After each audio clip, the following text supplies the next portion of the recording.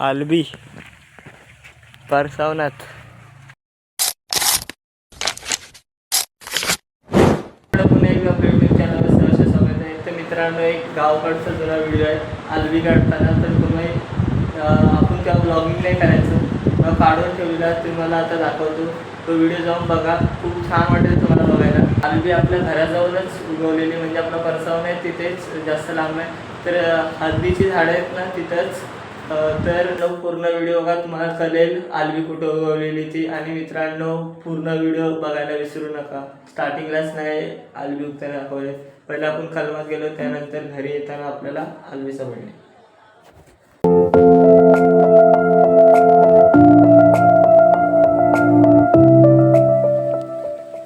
मित्रांनो, हा पावसाळ्याचा व्हिडिओ आहे. तर आपण आलेलो कलमात. नवीनच कलमं लावली, म्हणजे त्याच वर्षी कलमं लावलेली, त्यामुळे एकच नंबर अशी हिरवीगार बघू शकता.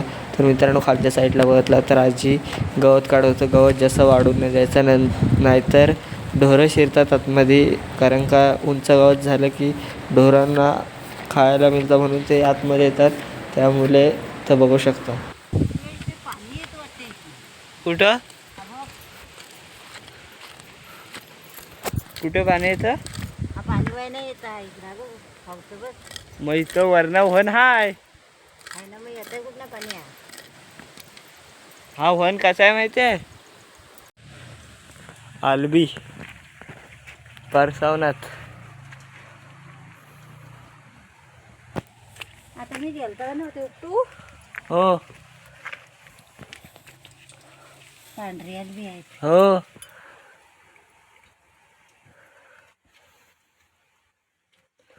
आपल्या ह्या माऱ्यात तो कधी असते, पाऊस लागला त्याचा बोंडूराव उपट.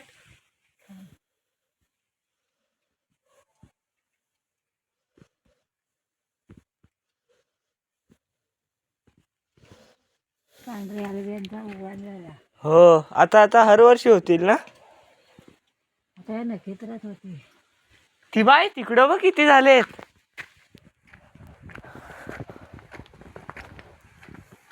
ही बघ.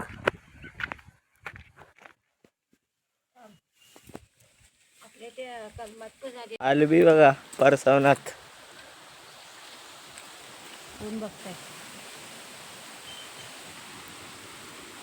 आत्ताच काढलेले आहेत, पाहू शकता. मित्रांनो, बघितला तर आपण भेंड्याची पण झाडं लावलेली बघितला तर एकदम लाईनीत लावलेत. आणि त्याच्या बाजूला बघितला तर मिरच्यांची बारकी रोपं लावलेत, भरपूर लावलेली.